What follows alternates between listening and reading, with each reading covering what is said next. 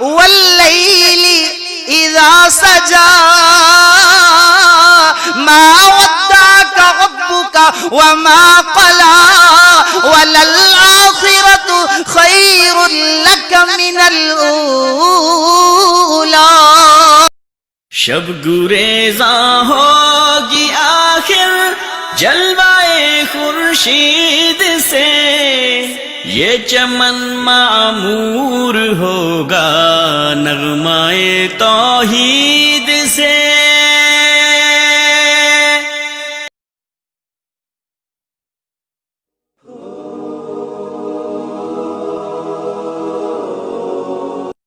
پہلا پارہ آج اللہ کے فضل سے ہم نے سنا، جس کے اندر سورۃ الفاتحہ اس کی 7 آیات اور اس کے علاوہ سورۃ البقرہ کی 141 آیات ہیں.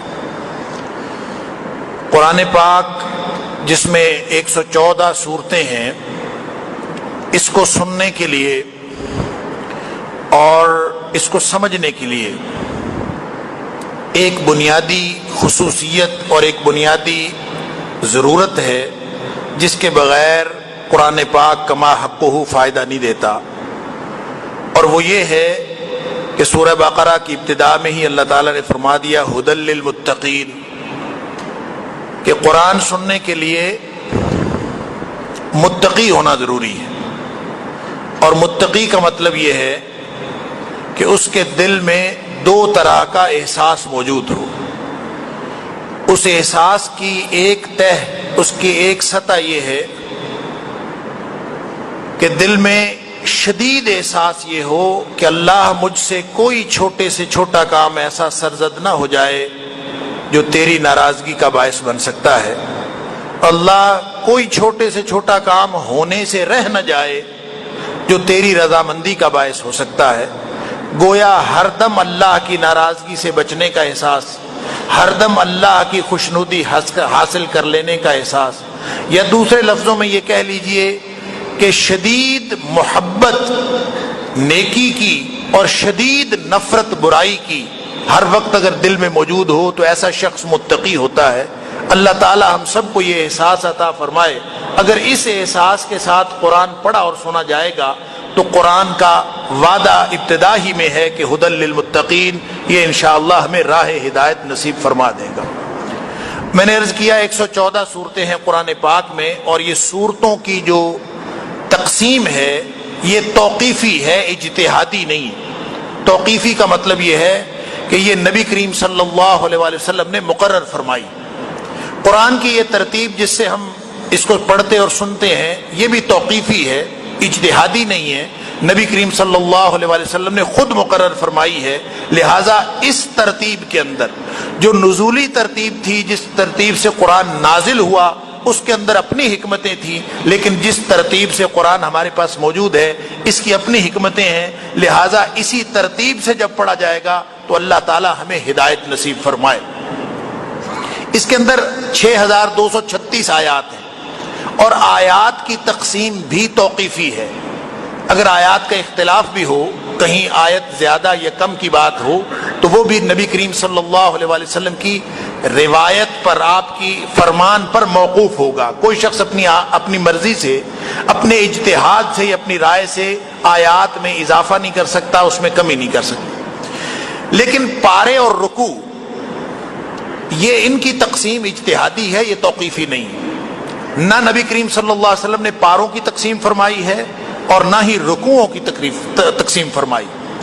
رکوع بھی اپنے طور پر لوگوں نے رکعت کے مطابق ایک ایسی تقسیم کر دی، یعنی رکوع کا ایک مجموعہ تیار کر لیا. 540 رکوع ہیں، 30 پارے ہیں، اور 30 پارے بھی غالباً رمضان میں اپنی سہولت کے لیے یہ کیے ہوئے ہیں. ان کا مفاہیم کے ساتھ اور قرآن کے مضامین کے ساتھ کوئی تعلق نہیں ہے.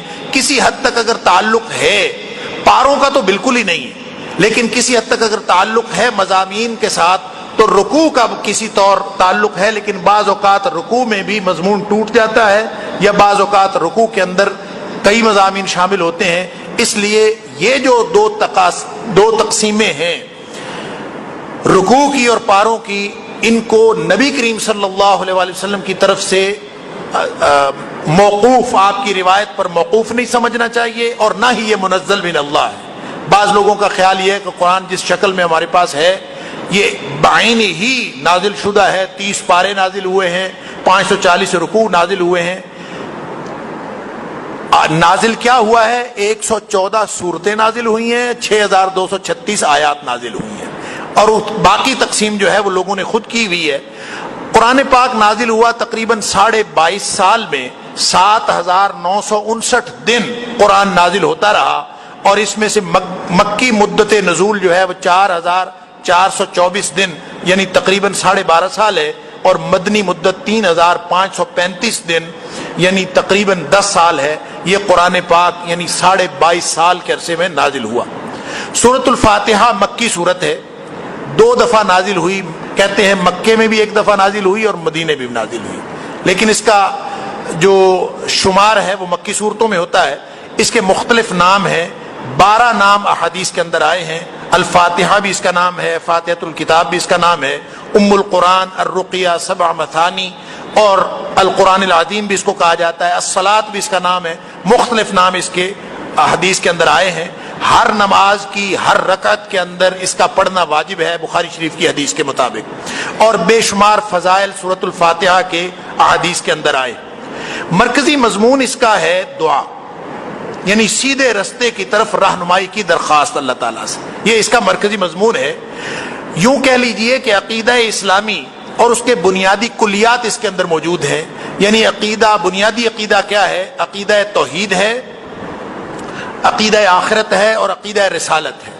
جب ایاک نعبد و ایاک نستعین انسان کہتا ہے تو گویا ایاک نعبد و ایاک نستعین تک عقیدہ توحید اور عقیدہ توحید کر انسان کے ساتھ انسان اپنا تعلق بتاتا ہے، اور مالک یوم الدین کہہ کے انسان آخرت کی بات کرتا ہے، اور اہدنا الصراط المستقیم گویا نبی کریم صلی اللہ علیہ وآلہ وسلم والے رستے، انبیاء کے رستے کی درخواست کر کے عقیدہ رسالت کا یقین بھی دلاتا ہے۔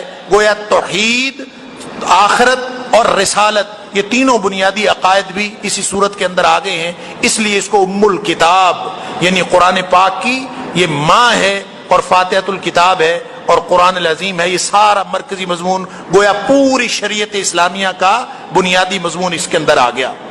میں نے عرض کیا کہ مرکزی مضمون دعا ہے، اور دعا بھی ہے یہ، اور طریقہ دعا کی تعلیم بھی ہے، یعنی اس میں طریقہ بھی سکھایا گیا ہے دعا کا۔ کیا؟ پہلے حمد و ثنا، پھر حلف وفاداری، یعنی جس سے مانگنی ہے دعا پہلے اس کی حمد کریں، اس کی ثنا بیان کریں، پھر اس کے بعد حلف وفاداری۔ کیا؟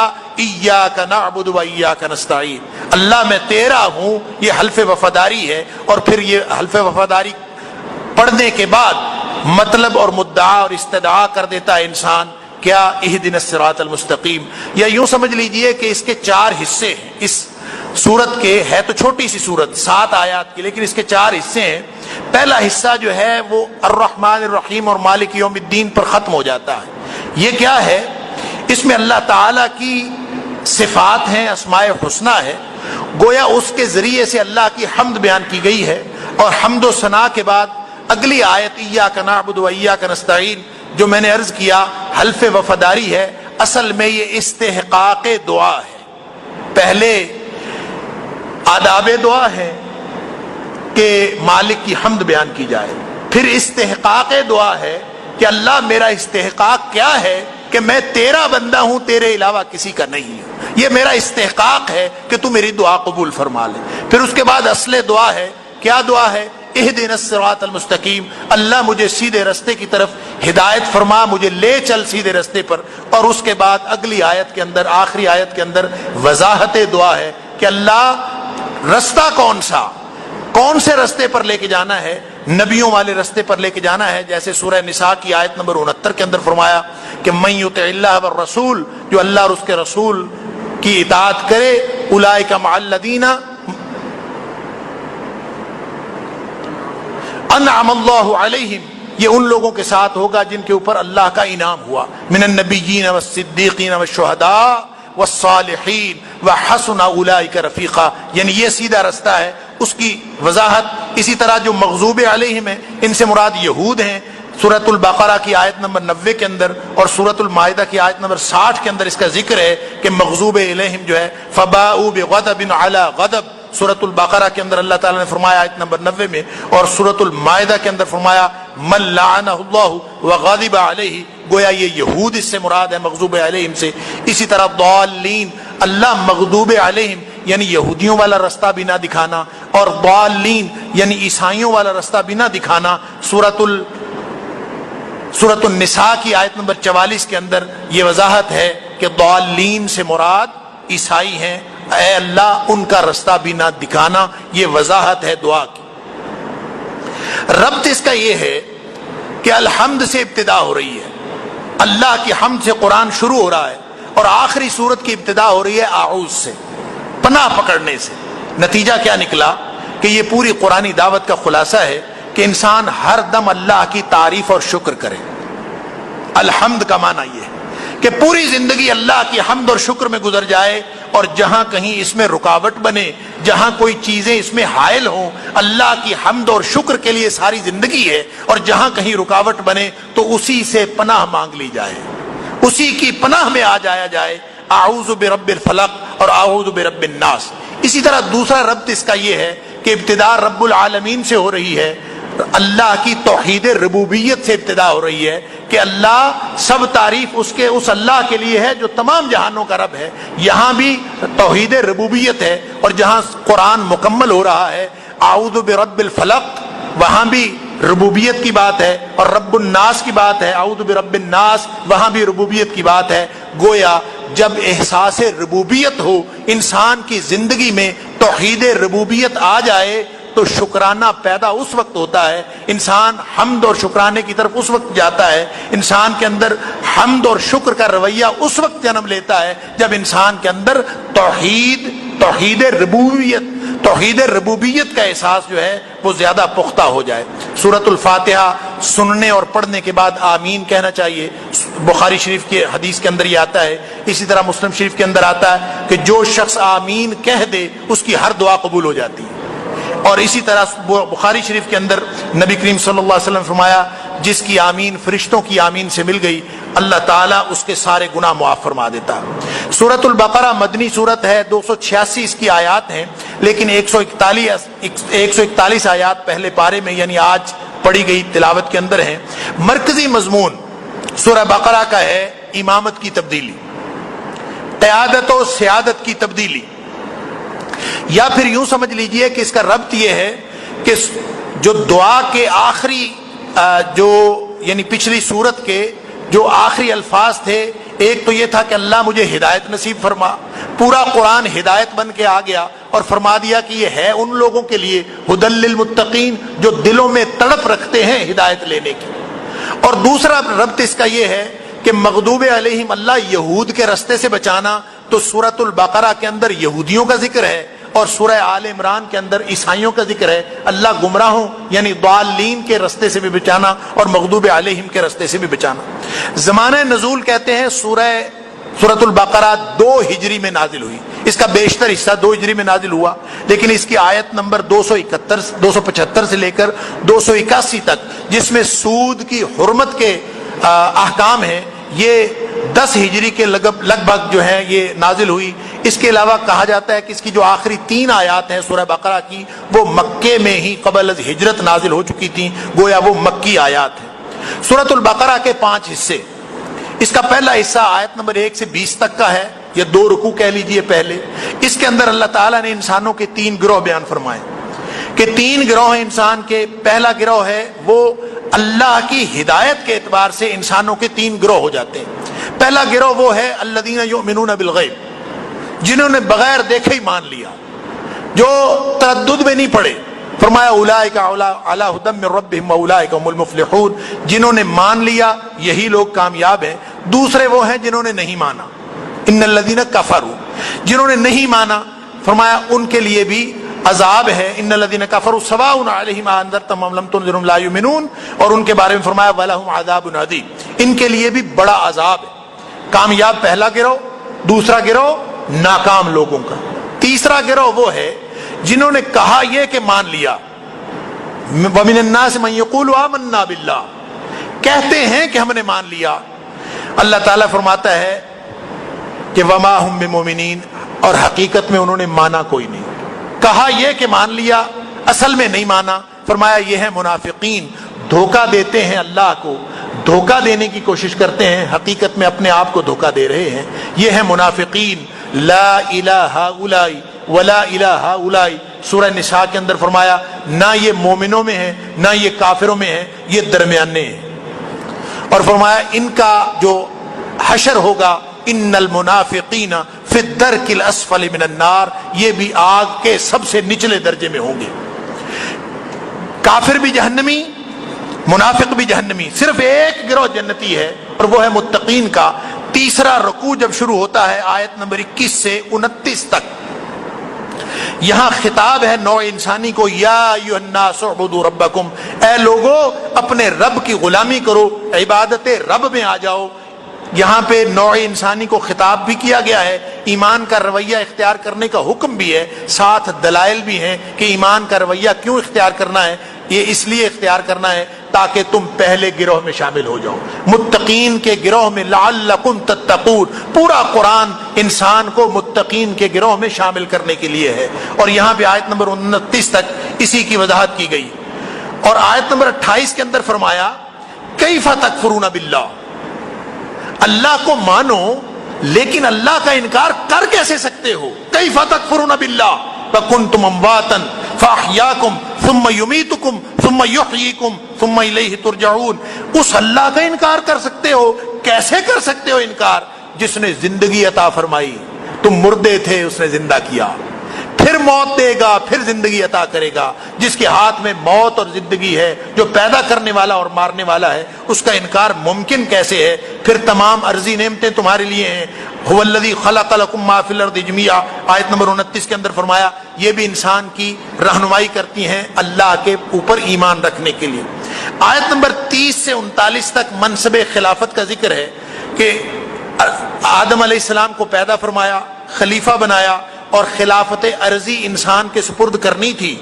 زمین میں خلیفہ بنانا تھا، لیکن کچھ عرصہ جنت میں رکھا تاکہ وہ جنت کے اندر ٹریننگ حاصل کر لے، تربیت حاصل کر لے کہ اللہ کی نافرمانی کا انجام کیا ہوتا ہے. اللہ کی نافرمانی کا کیا انجام ہے؟ بربادی ہے. اور اس لیے فرما دیا کہ اللہ کا قانون ہدایت سمجھ میں آ جانا چاہیے کہ آیت نمبر 38 اور 39 کے اندر فرمایا فمن تابع ہدایا، یہ میری ہدایت آ رہی ہے، فلا خوف علیہم ولا هم یحزنون. جس نے پیروی کر لی وہ بچ جائے گا، اور جس نے پیروی نہ کی وہ جہنم میں جائے گا. اگر واپس جنت میں جانا چاہتا ہے، واپس جنت کا حصول یہ چاہتا ہے، تو جنت اسی صورت میں ملے گی جب اللہ کی لائی ہوئی ہدایت، اللہ کی نازل کردہ ہدایت کے اوپر عمل کرے گا. یہ گویا پوری زندگی کی جد و جہد کا خلاصہ اللہ کریم نے یہاں آیت نمبر 38 اور 39 کے اندر بیان فرما دیا. اس کے بعد آیت نمبر 40 سے لے کر 141 تک پورا، یعنی سپارے کے آخر تک یہود کی تاریخ ہے. ان کی فرد جرم ان کے اوپر لگائی گئی ہے، چارج شیٹ کیا گیا ہے. گویا منصب امامت سے معزولی کے اسباب بتائے گئے کہ منصب امامت سے کیوں معزول ہوئے ہیں، اس کی وجہ کیا ہے. نبی اکرم صلی اللہ علیہ وآلہ وسلم سے سینکڑوں سال پیشتر یہودی مدینہ شریف کے ارد گرد آ کے آباد ہو گئے تھے. اس کی وجہ یہ تھی کہ انہوں نے اپنی کتابوں میں پڑھا تھا کہ مدینہ جو ہے، یثرب اس وقت کہا جاتا تھا، یہ آخری نبی کا دار الہجرہ ہے، کہ آخری نبی جہاں بھی پیدا ہوں گے وہ ہجرت کر کے اس شہر میں آئیں گے.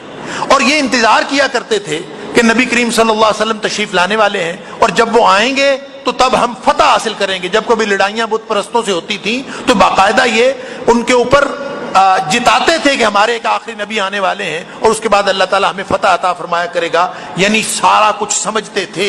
لیکن جب نبی کریم صلی اللہ علیہ وسلم تشریف لائے تو صرف نسلی تعصب کی وجہ سے انہوں نے انکار کر دیا اور کفر کا شکار ہو گئے. اللہ تعالیٰ نے یہ ساری ان کی جو تفصیلات یہاں پہ بیان فرمائی ہیں، ان کے جرائم کی فہرست بھی بتائی ہے.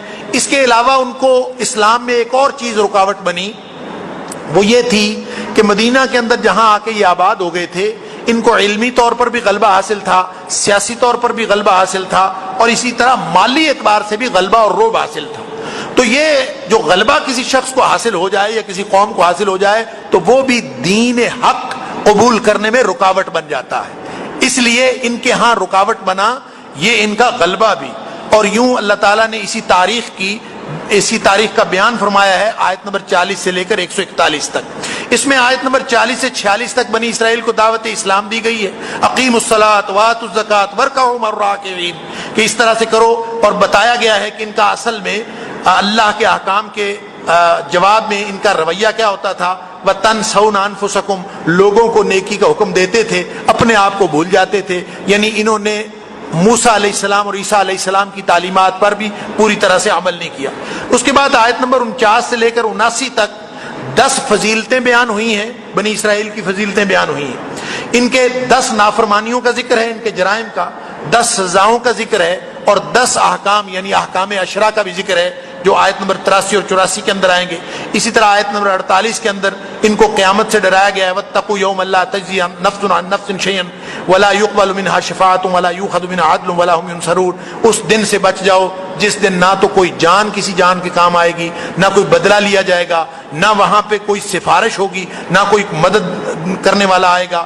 پھر اس کے بعد ان انعامات کا تذکرہ ہے کہ تمہیں فرعون سے نجات دی, بادل کا سایہ دیا, من و سلوہ کھانے کو دیا, پانی مانگا تو 12 چشمے مل گئے, من و سلوہ کی بجائے سبزیوں کو دل کیا تو اللہ تعالیٰ نے سبزیاں عطا فرما دی. ہر چیز اللہ تعالیٰ نے عطا فرمائی. ذبح بقر کا واقعہ ہے ان کے جرائم کی فہرست میں کہ اللہ تعالیٰ نے حکم دیا تھا موسیٰ علیہ السلام کے ذریعے کہ گائے ذبح کرو. ذبح کر دیتے, مسئلہ یہ تھا کہ وہ کوئی شخص جو ہے وہ قتل ہو گیا تھا, اس کے قاتل کا پتہ نہیں چل رہا تھا, تو اللہ تعالیٰ نے فرمایا گائے ذبح کرو اور اس کا گوشت اس کو مارو, وہ تھوڑی دیر زندہ ہو کے تمہیں بتا دے گا قاتل کون. اب گائے ذبح کرنی تھی, وہ اگر حکم مان لیتے, تعمیل حکم میں سوالات نہ کرتے, تردد نہ کرتے تو ان کو مشکل پیش نہ آتی. نتیجہ یہ نکلا کہ اللہ کا حکم ماننے میں جو کوئی متردد ہوتا ہے یا سوالات نکالتا ہے, نکتہ افرینیاں کرتا ہے, اس کے لیے دنیا اور آخرت کی مشکلات پیدا ہو جاتی ہیں. اور پھر جب انہوں نے ذبح کر لی گائے, سوالات کرتے گئے, معاملہ مشکل ہوتا گیا. کہتے ہیں اس قدر مشکل ہو گیا کہ وہ پھر اس کے بعد نشانیاں بتاتے بتاتے بس ایک ہی گائے بچی تھی, پورے بنی اسرائیل میں ایک ہی گائے بچی تھی, لہٰذا اس کے مالک نے منہ مانگی قیمت لی اور پھر ان کو دی, اور پھر اس کے بعد انہوں نے ذبح کی. حالانکہ پہلے کہہ دیتے تو وہ آرام سے کوئی بھی گائے ذبح کر سکتے تھے. لیکن یہاں پہ ایک اور بات کہ وہ جو ایک گائے آخر پہ بھی ملی, وہ بھی اس وقت ملی جب ان کی زبان سے نکلا وَإِنَّا إِن شَاءَ اللَّهُ لَمُهْتَدُونَ, اگر اللہ چاہے تو ہم ہدایت پانے والے ہیں. اب بھی اگر انشاءاللہ نہ کہتے تو شاید بھٹکتے پھرتے, ان کو پھر بھی گائے نہ ملتی. نتیجہ یہ نکلا کہ اللہ کے حکم کی تعمیل میں کبھی سوالات نہیں کرنے چاہیے اور تردد نہیں پڑنا چاہیے. نافرمانیوں کا نتیجہ قساوت قلبی, دل پتھر ہو گئے. ثم قست قلوبکم, اللہ تعالیٰ فرماتا ہے جب کوئی نافرمان ہو جاتی ہے قوم تو ان کے دل اتنے سخت ہو جاتے ہیں کہ وہ پتھروں سے بھی زیادہ سخت ہو جاتے ہیں. پھر یہ فرمایا آیت نمبر 76 کے اندر اور آیت نمبر 89 کے اندر فرمایا کہ نبی کریم صلی اللہ علیہ وسلم کو پہچانتے تھے, اور قالوا اتحدثونہم بما فتح اللہ علیکم, پہچانتے تھے کہ نبی کریم صلی اللہ علیہ وسلم سچے ہیں, اور آپس میں گفتگو کرتے تھے کہ کسی کے پاس بتا نہ دینا کہ نبی کریم صلی اللہ علیہ وسلم سچے ہیں, کہیں قیامت کے دن ہم پکڑے نہ جائیں کہ تمہیں پتا تھا کہ یہ سچے ہیں اور پھر تم جو ہے وہ مانتے کیوں نہیں تھے. اسی طرح آیت نمبر 89 کے اندر اللہ تعالیٰ نے فرمایا فلما جاءہم ما عرفوا, پہچانتے تھے کہ یہ وہی ہیں نبی کریم صلی اللہ علیہ وسلم, کفروا بہ, پھر بھی انہوں نے انکار کر دیا. فلعنت اللہ علی الکافرین, اللہ کی لعنت ہوگی ایسے کافروں کے اوپر. اس کے بعد اللہ تعالیٰ نے آیت نمبر 92 سے 105 تک ان کے جرائم کی فہرست بتائی ہے. بچڑے کی پوجا ان کے دلوں میں رچ بس گئی تھی, نافرمان تھے. اللہ کا حکم سن کر ایمان کا تقاضا یہ ہے سمعنا واطعنا, لیکن یہ کہتے تھے سمعنا وعصینا, سنتے تھے نافرمانی کرتے تھے. سن لیجئے, ایمان اور ایمان کے بعد سننے اور عمل کرنے کے درمیان میں تردد کا وقفہ نہیں ہوتا اور سوچ کا وقفہ نہیں ہوتا. انسان سوچ میں نہیں پڑتا, اور اگر کوئی شخص سننے کے بعد, حکم سننے کے بعد تردد میں پڑ جائے, سمعنا وعصینا کہے, یا سوچ میں پڑ جائے میں نے عمل کرنا ہے کہ نہیں کرنا, تو اس کا مطلب یہ ہے کہ اس کے دل کے اندر ایمان نہیں. اللہ تعالیٰ ہمیں محفوظ فرمائے. پھر آیت نمبر 94 اور 96 کے اندر اور بعد ازاں آیت نمبر 111 کے اندر اللہ تعالیٰ نے ان کے اس دعوے کا پول کھولا ہے کہتے تھے ہم اللہ کے مقرب ہیں، کہتے تھے ہمارا تو جو آخرت میں جنت اللہ نے بنائی ہے وہ صرف ہمیں ملے گی۔ اللہ تعالیٰ نے فرمایا قل ان کانت لکم الدار الآخرۃ عند اللہ خالصۃ من دون الناس فتمنوا الموت ان کنتم صادقین۔ اچھا اگر جنت تمہارے لیے ہے تو جس کو جنت ملنی یقینی ہو وہ تو پھر موت کی تمنا کرتا ہے نا، اس دنیا میں رہ کے اس نے کیا کرنا ہے، پھر وہ جنت میں جائے تو موت کی تمنا کرے۔ فرمایا یہ ایسے بدبخت ہیں کبھی موت نہیں مانگتے، موت سے جتنا یہودی ڈرتا ہے اتنا کوئی بھی نہیں ڈرتا۔ فرمایا یہ تو مشرکین سے بھی زیادہ موت سے ڈرتے ہیں۔ وَلَتَجِدَنَّهُمْ أَحْرَصَ النَّاسِ عَلَىٰ حَيَاةٍ وَمِنَ الَّذِينَ أَشْرَكُوا، مشرکوں سے بھی زیادہ مشرک اتنا موت سے نہیں ڈرتے جتنا یہودی موت سے ڈرتے ہیں۔ فرمایا يَوَدُّ أَحَدُهُمْ لَوْ يُعَمَّرُ أَلْفَ سَنَةٍ، ہر کوئی چاہتا ہے کہ اس کی عمر 1000 سال ہو۔ فرمایا 1000 سال بھی عمر ہو جائے وَمَا هُوَ بِمُزَحْزِحِهِ مِنَ الْعَذَابِ أَن يُعَمَّرَ، 1000 سال بھی عمر مل جائے تو بھی اللہ کے عذاب سے بچ نہیں سکتے۔ پھر ان کے جرائم میں یہ بھی بتایا ہے کہ جبریل سے دشمنی کا بہانہ کرتے تھے۔ اللہ کہتے تھے جبریل نے ہمارے ساتھ دشمنی کی ہے، وہ بنی اسرائیل کی بجائے بنی اسماعیل میں لے آئے وہی، اگر کوئی اور فرشتہ لاتا تو پھر وہ بنی اسرائیل میں ہی لاتا، نسلی تعصب تھا۔ کہتے ہیں جبریل سے دشمنی۔ اللہ تعالیٰ فرماتا ہے کہ یہاں یہ قانون نہیں چلتا کہ ایک فرشتے کے ساتھ دوستی اور دوسرے سے دشمنی۔ فرمایا جس کی دشمنی جبریل سے ہے اس کی سارے فرشتوں سے بھی دشمنی ہے، اس کی اللہ سے بھی دشمنی ہے، اور اس کا کوئی جبریل کے ساتھ دشمنی کی کوئی بات نہیں۔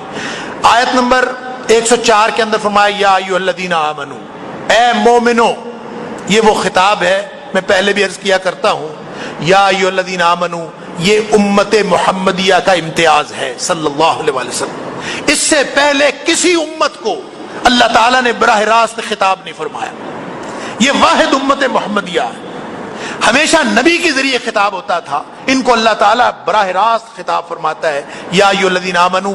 کہا جاتا ہے کہ قرآن پاک میں کل 88 دفعہ یا ایھا الذین آمنو کا خطاب ہوا ہے، ان میں سے 11 مرتبہ سورۃ البقرہ کے اندر ہے، اور ان میں سب سے پہلی دفعہ یہ ہے یا ایھا الذین آمنو۔ حضرت عبداللہ بن مسعود رضی اللہ تعالیٰ عنہ فرماتے ہیں جب یا ایھا الذین آمنو والی آیت آئے نا، اللہ اکبر، جب تمہارے کان میں پڑے یا ایھا الذین آمنو تو انتہائی توجہ کے ساتھ بیٹھ جایا کرو اور کان لگا کے سنا کرو، عرش والا براہ راست تمہیں خطاب فرما رہا ہے۔ پھر اللہ کے مقرب ہونے کے دعوے کے بارے میں وہ کہتے تھے نا مقرب ہیں اللہ کے، تو 111 نمبر آیت میں اللہ تعالیٰ نے فرمایا کہ یہ بے دلیل دعویٰ ہے۔ قل ہاتوا برہانکم ان کنتم صادقین، اگر تم سچے ہو تو کوئی دلیل لاؤ۔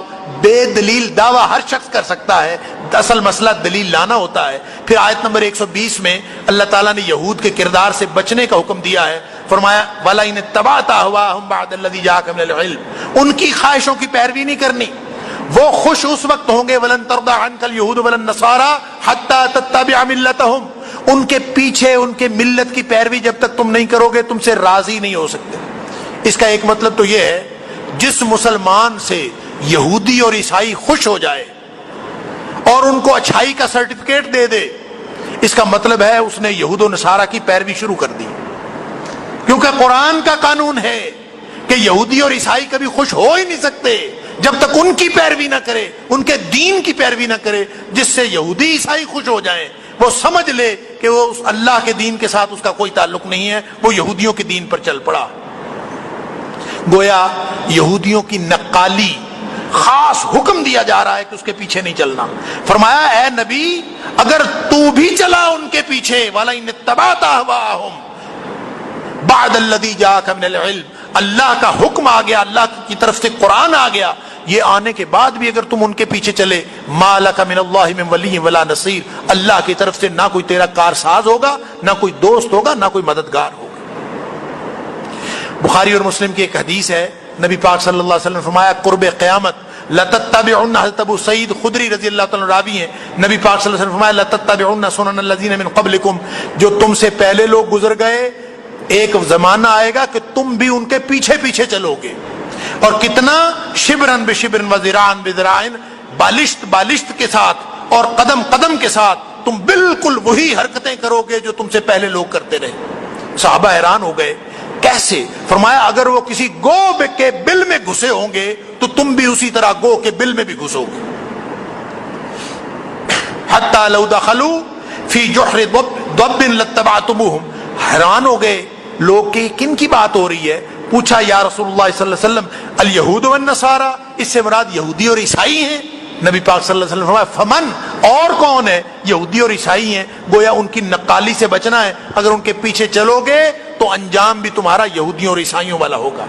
آیت نمبر 124 سے 141 پارے کے اختتام تک ملت ابراہیمی کی پیروی کا ذکر ہے کہ ابراہیم علیہ السلام کون تھے. فلسفہ امتحان بتایا گیا ہے کہ ابراہیم اصل میں یہودی بھی ابراہیم علیہ السلام کی پیروی کا دعویٰ کرتے تھے، عیسائی بھی ابراہیم علیہ السلام کی پیروی کا دعویٰ کرتے تھے، مشرکین مکہ بھی ابراہیم علیہ السلام کی پیروی کا دعویٰ کرتے تھے، اور نبی کریم صلی اللہ علیہ وسلم بھی ابراہیم علیہ السلام کی پیروی کا دعویٰ کرتے تھے. لہذا ان آیات کے اندر آیت نمبر 124 سے 141 تک اللہ تعالیٰ نے وہ پورا فلسفہ، پوری کہانی بیان کر دی ہے کہ ملت ابراہیمی کیا ہے. فرمایا ملت ابراہیمی کے پیروکار تو وہ ہیں جو یعقوب علیہ السلام والے دین پر، یعنی جد امجد ابراہیم اور یعقوب کو دیکھو، ان کی ملت کیا تھی. فرمایا تم اس وقت تھے وَوَصَّى بِهَا ابراہیم بنیہ ویعقوب یا بنیہ ان اللہ اصطفیٰ لکم الدین. اور ام کنتم شہداء، کیا تم اس وقت موجود تھے؟ اذ حضر یعقوب الموت، جب یعقوب علیہ السلام کے اوپر موت کا وقت آیا تو تم موجود تھے. وہ اپنے اولاد کو نصیحت کر رہے تھے کہ ما تعبدون من بعدی، میرے بعد کس کی بندگی کرو گے؟ قالوا نعبد الہک و الہ آبائک ابراہیم و اسماعیل و اسحاق الہ واحدا، ایک اللہ کی بندگی. لہذا ملت ابراہیمی کیا ہے؟ نہ مشرکین مکہ کا طریقہ، نہ یہود و نصارہ کا طریقہ، بلکہ اصل نبی کریم صلی اللہ علیہ وسلم کا طریقہ. آیت نمبر 129 میں حضرت ابراہیم علیہ السلام کی دعا کا ذکر کر دیا کہ لوگوں، یہودیوں اور عیسائیوں اور مشرکوں، جان لو جس ملت ابراہیمی کی پیروی کا تم دعویٰ کرتے ہو، اس ابراہیم نے تو دعا کی تھی اللہ میری ذریت میں سے ایک رسول نازل کر، ایک رسول مبعوث کر. اور وہ جو رسول تھا دعائے ابراہیمی، وہ نبی کریم صلی اللہ علیہ وسلم کی ذات اقدس ہے. گویا نبی کریم صلی اللہ علیہ وسلم کے اصل وارث اور ملت ابراہیمی کے اصل نمائندہ وہ تو نبی کریم صلی اللہ علیہ وسلم ہیں. اور اسی طرح اس کی وضاحت فرمائی کہ یہ سارے انبیاء کی ایک ہی دعوت تھی، اور انہی دعوتوں کو، اسی دعوت کو ماننے والے نبی کریم صلی اللہ علیہ وسلم ان کے پیروکار ہیں. اور فرمایا تم کہتے ہو یہودی اور عیسائی ہو جاؤ، کونوا ھودا او نصارا تہتدوا، تم کہتے ہو یہودی ہو جاؤ یا عیسائی ہو جاؤ تو ہدایت پاؤ گے. بل ملت ابراہیم حنیفا، بلکہ اصل ہدایت وہ پاتا ہے جو ملت ابراہیمی پر چلتا ہے. اور ملت ابراہیمی کا معیار کیا ہے؟ فرمایا نبی کریم صلی اللہ علیہ وسلم کی ذات، اور پھر آیت نمبر 137 میں فرمایا فَإِنْ آمَنُوا بِمِثْلِ مَا آمَنْتُمْ بِهِ فَقَدْ اهْتَدَوْا. کسی نے دیکھنا ہو کامل نمونہ کہ اصل پیروکار کون ہے ملت ابراہیمی کی کہ تو وہ صحابہ کرام کو دیکھ لے. فرمایا صحابہ کرام کی زندگیاں ایمان کا معیار ہیں. جس کسی نے قیامت تک ایمان لانا ہو وہ صحابہ کرام جیسا ایمان لائے گا تو وہ ہدایت پائے گا. آیت نمبر 134 کے اندر اور آیت نمبر 141 جو آخری آیت ہے، اس میں اللہ تعالیٰ نے فرمایا کہ اپنی تاریخ پر نہ ناز کرو، نہ اس میں کیڑے نکالو، نہ اس کے اوپر سوالات کرو، نہ الزامات لگاؤ، بلکہ کیا ہے؟ تلک امۃ قد خلت لها ما کسبت ولکم ما کسبتم. تاریخ میں جو لوگ گزرے، بزرگ گزر گئے، ابراہیم علیہ السلام گزر گئے، یعقوب گزر گئے، اسحاق گزر گئے، وہ اچھے تھے، نیک تھے، اپنی ملت اپنے ساتھ لے گئے. تم یہ بتاؤ تم کیا ہو؟ ان کے اعمال ان کے ساتھ، لہا ما کسبت ولکم ما کسبتم. تم اپنے اعمال کی فکر کرو. ولا تسألون عما كانوا يعملون. تم سے ماضی میں گزرے ہوئے لوگوں کے بارے میں سوال نہیں ہوگا، تم سے سوال تمہارے اعمال کے بارے میں ہوگا. اللہ تعالی ہم سب کو قرآن پاک سمجھنے اور اس پر عمل کرنے کی توفیق عطا فرمائے. وآخر دعوانا ان الحمد للہ رب العالمین.